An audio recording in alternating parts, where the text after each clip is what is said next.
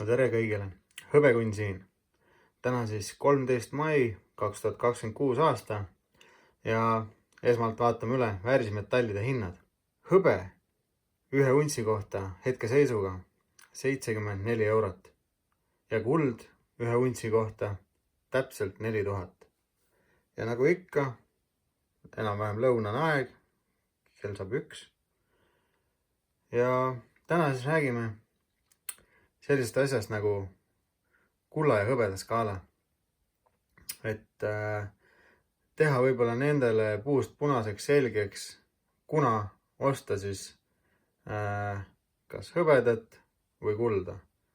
Et kuna oleks õige aeg nende kahe vahel valida. Et selleks on tegelikult olemas selline skaala ja kui seda skaalat õigesti kasutada, siis on võimalus tegelikult suurendada oma väärismetallide massi nii mingil hetkel juba, et ei pane sinna enam raha juurde, vaid lihtsalt ootamisega, kuna skaala muutub, saate te vahetamise abil lihtsalt omale massi juurde täiesti tasuta. Aga kõigest sellest siis järgnevas videos ja kui teile selline video meeldib, siis kindlasti like ja kanalile subscribe, et annab motivatsiooni teile rohkem videosid toota sellisel teemal. Et jah, tellige kanal ja kommenteerige, rääkige alati kaasa ja jah. Aga enne seda, kui üldse nagu lähme täpsemalt siia, siis ilmselt mõni juba pani tähele võib-olla, et mis mul näpus täna on. Jah, seal taga on hõbesõrmus.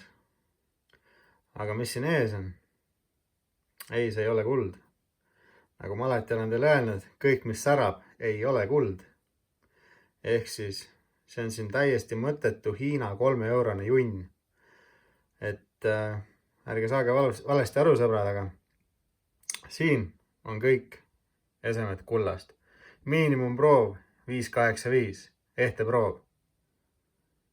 Siin on muidugi münt 900 prooviga, vana 5 rublane Vene oma, ja siin on 999 prooviga münte kullast. Ja siin on see, millest ma tahtsin klotserit teha. Ja siin on tutikad. Aga igastahes, siin on mul 1 unts kulda. Kuna ma hetkel hakanud 1 untsist münti välja tooma, siis mõtlesin, et nii on juba palju ägedam vaadata, kui on selline kogus siin. Ühesõnaga, kes tahab vaadata nagu münti, siis kujutage ette, et terve see hunnik on 1 selline investeerimismünt. Oletame, see siin, terve see kogus kulda on 1 selline kuldmünt. Ehk siis siin on 1 unts kulda.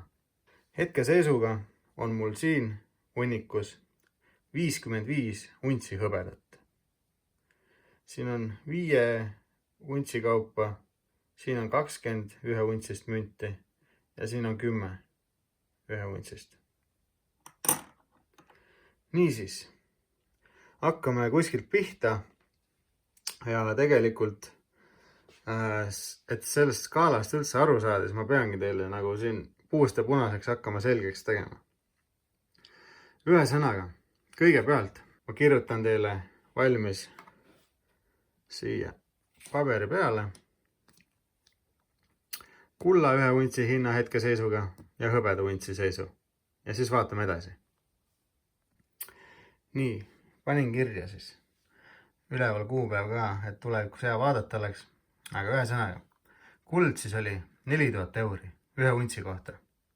Ja hõbe oli 74 euri 1 untsi kohta. Nii, nüüd tuleb meil jagada 4074-ga ja saame ühe summa. Ning kohe panen teile ka selle kirja. No nii, tegin siis tehingu teile 4000 jagada 74-ga, ehk siis kulla hind jagada hõbeda hinnaga võrdub 54. Ja see 54 tähendab siis seda, et teil on vaja 54 untsi hõbedat, et saada 1 unts kulda. Ehk siis kuna mul on siin 55 ja 54 on vaja, siis me lihtsalt ümardame, vahet ei ole, see 1 unts on. See hunnik hõbedat oleks vaja, et te saaksite ühe sellise untsi kulda. Nii, aga mis see teile ütleb siis? Kohe kirjutan teile järgmised tehingud, et te saaksite aru. Nii, panin teile siis jälle väikse tehingu siia, minu skaala. Kui te jagate kulla hinna hõbeda hinnaga ja sealt tuleb siis mingi summa, 54 antud hetkel siis, mis see tähendab minu skaala jaoks, mida ma teen? Ehk siis, kui skaala on 60 kuni 100, ta võib seal üle 100 alla, korduvalt on olnud. See tähendab seda, et mina ostan ainult hõbedat. Puhast hõbedat siis. Kui skaala on 50-60 vahel, siis juba võib osta natuke kulda lisaks hõbedale. Et see on selline piiriala minu jaoks. Ja kui peaks minema skaala 50-st allapoole, ehk siis 1 kuni 50, ühte ei juhtu kunagi. Ütleme, et võib-olla kui joppab, siis meie eluaja jooksul näeme ehk seal mingi 17 või 20 või midagi. Kuigi seda ei tea kunagi. Ühesõnaga, 50-st allapoole, kui skaala number on, siis tasuks osta ainult kulda. Ja nüüd siis jääb üle seletada, miks. Ja ma kohe seletan teile selle ära. Niisiis, mida suurem on skaala, seda odavam on siis hõbe. Järelikult, mõelge, kui skaala oleks seda tehingut tehes, siis antud ajaperioodil seda kulla hinda hõbeda hinnaga arvutades, skaala oleks tulnud 100. See tähendab seda, et teil oleks olnud vaja 100 untsi hõbedat, et osta 1 unts kulda. Ehk siis siin on 55, teil oleks olnud vaja 45 sellist münti veel siia juurde panna, et saada 1 unts kulda. Ja järeldume sellest, et see hetk, kui see summa tuleb 100 tehingut tehes, on hõbe liiga odav. Järelikult ei tasuks see diil kuidagi ära. Aga kuna summa on nii kõrge, tähendab see seda, et tasuks investeerida ainult hõbedasse. Ehk siis te ostate ainult hõbedat. Hoiate seal pool aastat, vaatate, mis see skaala teeb, mis hinnad vahepeal teinud on. Teete uue arvutuse ja saate summaks 54. Nii. Nüüd see 100 untsi, mis teil siin on juba kogutud eelnevalt, te ei teinud ühtegi tehingut, te panite oma raha ainult hõbedasse. Nüüd on selline asi, et teil on 100 untsi siin ja selle 100 untsi eest te saate peaaegu 2 untsi kulda. Mõned mündid jäävad teil puudu, aga peaaegu. Ehk siis, teistmoodi võttes, te võtate sellest suurest hunnikust pool, vahetate kuldmündi vastu ja teil jääb samasugune kogus hõbedat veel alles. Nii, järelikult ajalt poole aasta tagant edasi-tagasi vahetades, alguses muidugi võiks olla suurem summa teil seda hõbedat või kulda, vahet ei ole. Alates 100 untsist oleks päris äge juba. Et teil on võimalik alates tollest hetkest põhimõtteliselt isegi juurde mitte investeerides saada vahetada 100 untsist teha 2 untsi kulda, oodata kuni kulla hind läheb lakke, kuld maha müüa, kui näiteks hõbe on odav, osta hõbedat juurde ja niimoodi omavahel selle skaala abil arvutada kogu aeg ja 10 aastate peale, isegi kui te ei pane sentigi sinna sisse, teie stack muudkui kasvab ja kasvab suuremaks.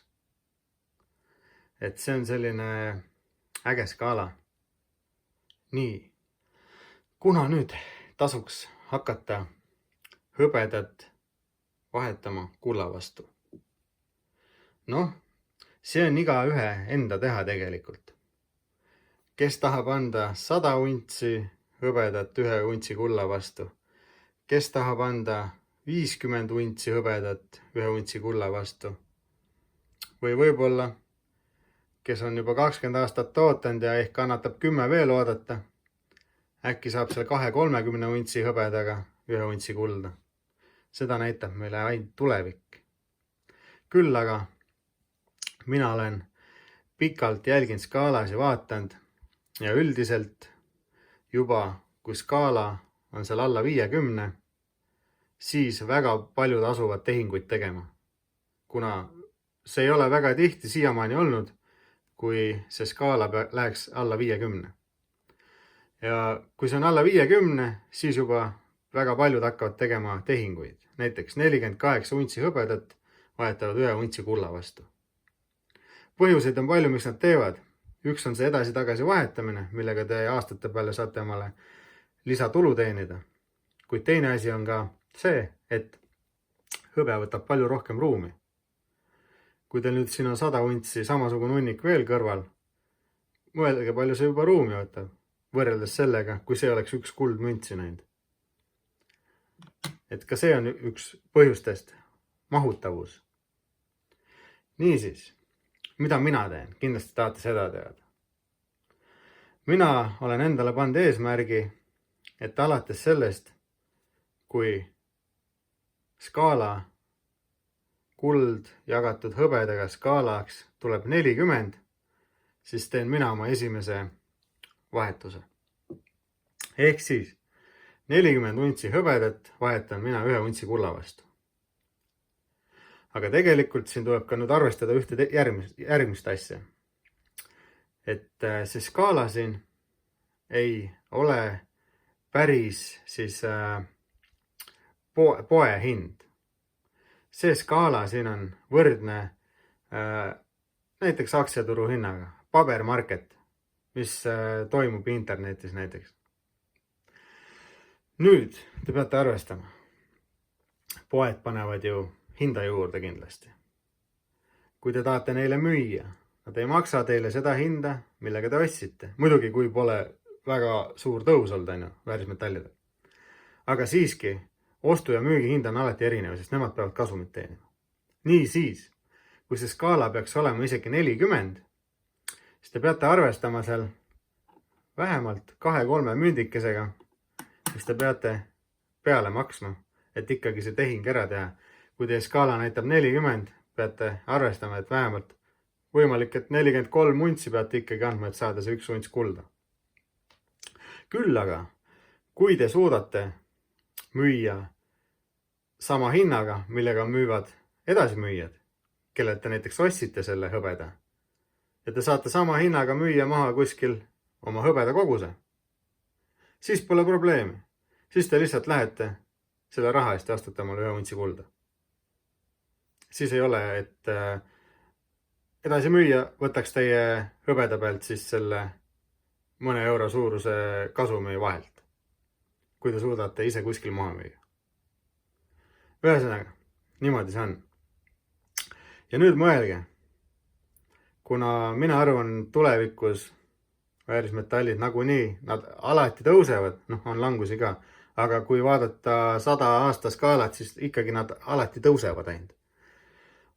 Ja see on pikk investeering, pikaajaline investeering. Kui me peaksime jõudma kunagi punkti tagasi, et skaala peaks olema 1-20, ehk siis see skaala on juba see, mis tuli välja siis, kui näiteks kunagi oli Ameerikas paberraha tagatud kullaga.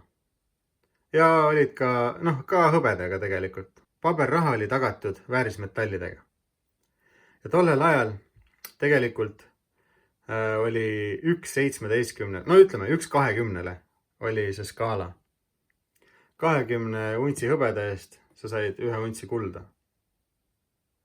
Ja Ja see oli päris pikalt tegelikult niimoodi. Kuid sadade aastatega nüüd inflatsioon on teinud oma töö. Ja tegelikult, kui juba tollel ajal olid sellised skaalad, siis mõelge tegelikult kõigele sellele, et tänapäeval, kui räigelt nüüd järgnevate aastate jooksul hakkab kuluma maailmas hõbedat. Päiksepaneelid, elektriautod, elektriauto akud, kõik AI tehased, AI kiibid, värgid, särgid, ehted, mis veel, investeerimismündid, meditsiin, riided, võib-olla mõni mõtleb, mis kuradi riided, mis hõbe, naiste retuusid, seal hõbeda kiud on seal, teate küll, mis koha peal, ja need tapavad baktereid. Sama on ka meditsiinis, miks kasutatakse hõbedat. Isegi räägitakse, et kui teil on üks hõbelusikas ja te segate sellega veeklaasis, siis sealt lusika küljest tuleb, kindlasti need tükid on nii väiksed, mida te isegi silmaga pole võimalik näha, aga sealt tuleb hõbedat teie vee sisse, mis puhastab teie vett ja tapab baktereid. Et juba siis on teil 100% kindlam seda vett juua, kui te olete hõbelusikaga oma vett seganud. Ühesõnaga, neid kohti tegelikult, kus hõbedat kasutatakse, on veel sadu. Ja tulevik, ma näen, et on täielikult hõbeda nagu meie kasuks siis ühesõnaga, investorite kasuks, kui te praegu investeerite või olete viimased 20 aastat investeerinud. Viimased 6 aastat on olnud hõbe suures puudujäägis. Ja puudujääki ma räägin siis selles suhtes, mida kogu maailmal on olnud vaja, aga seda lihtsalt ei ole maa seest välja tõmmatud nii palju. Ehk siis, kui näiteks maailmas on kokku vaja 1 miljard untsi, oletame. Summa on täiesti suvalt võetud praegu. 1 miljard untsi on vaja, aga alla miljardi kaevati välja või on saadaval, siis see on ju juba puudujääk. Kuskilt kellelgi jääb saamata. See hõbe, mida ta vajab, ja see tekitab hinnatõusu. Nüüd aga, see on juba 6. aasta puudujäägis. Ja miks peaks ka järgnevad aastad paremaks minema, kui pole väga palju kaevandusi juurde tehtud. Aastas suudetakse välja tõmmata maa seest teatud kogus hõbedat ja kõik need järgnevate kümnendite kaevandused, mis järgnevatel kümnenditel ehitatakse, neid planeeritakse juba praegu ja otsitakse. Saate aru, et see on väga pikk protsess, see ei käi üleöö. Ja arvestades tõesti seda, et mida teevad meie maailmate erinevate riikide paberrahad, vaadake kas või Ameerikat, kui suures võlas Ameerika on, kuidas prinditakse paberraha muudkui juurde, siis te saate aru sellest, ja veel lisage juurde see ka, et hõbe on juba puudujäägis olnud 6 aastat, et see, et ta nüüd siin käis korra üleval mingi seal üle 100 euro peal ära ja siis kukkus alla ja mõni mees siin kaotas raha, sest ta hirmust müüs oma väärismetallid jälle maha, see on teine teema. Neid tuleb ja läheb kogu aeg, aga need investorid, kes teavad plaani pealt, nagu mina ütlesin, minul on plaan olemas. Skaala läheb 40 peale, mina hakkan juba vaikselt vahetama. Et nendel tulevik tegelikult, kui öelda, kasvatab teie siis vara. Jah, täpselt, kõige õigem sõna. Kasvatab teie vara. Ehk siis loodan, et õppisite tänasest videost midagi. Loodan, et saate sellest skaalast aru. Kui on küsimusi, kirjutage kommentaaridesse, proovin teile vastata kuidagi. Ja nagu ikka, siin oli hõbekunn. Näeme järgmises videos. Tšau! Ja kindlasti mõni mõtles, kas sa münt ei näitagi. Pole probleemi, võin näidata. Nagu ma siin ütlesin, siin hunnikus on 10 untsi Austria puhast hõbedat. Kõik on samasugused nagu siin pildi peal. Niisiis, võin ju näidata, ega ma kadepoiss ei ole. Elisabeth taga. Draakoni mündil samamoodi Elisabeth. Elizabeth, Kookaburra linnul, King Charles, koera-aasta münt, Elizabeth.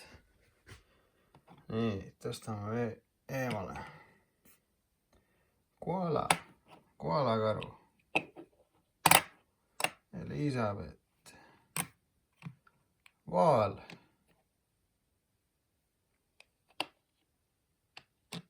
$20, Kookaburra lind, Elizabeth tagapool, Austraalia känguru, Elizabeth. Tõstame kõrvale. Mingisugune, ma ei tea, mis see nüüd siin tahab olla, mingi draakon või lohe või midagi. Elizabeth taga. Robin Hood, see oli ka üsna haruldane seeria tegelikult sellel mündil. Ja preemium on tal kindlasti olemas. 1,50 eurot 2017, see oli ka mõeldud kogujatele, see mündik. Canada Maple Leaf, vahtra leht siis. Siit ei loegi välja, mis ta täpselt on, aga midagi on. Ei viitsi siin videot kinni panna, et lugeda välja teile, et muidu päris vinge münt. Krugerrand, Aafrika. Sud-Aafrika, South-Aafrika. Nii. Hiina panda. Järjekordne Hiina panda. Jälle. Ja veel.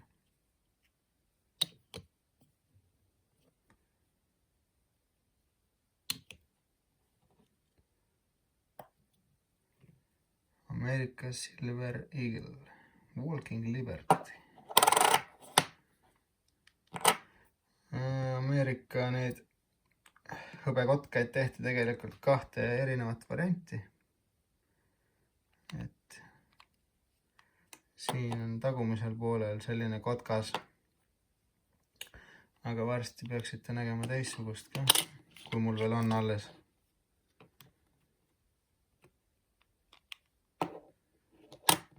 Ja kas viimane on või ei ole, ma ei mäleta isegi. Ongi, näete, täitsa teine disain. Ja tegelikult mulle see kotkas meeldib palju rohkem kui see. Aga igal ühel on oma maitse. Selle vastu ei saa. Ja noh, mis meil siin on siis? Selline tegelane.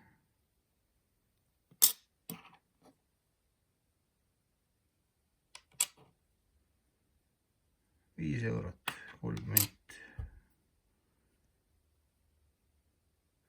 Maapäevale pühendatud kuldmünt, 2 tükki, samasugused. Saari Venemaa kuldrubla, 5 kuldrublat.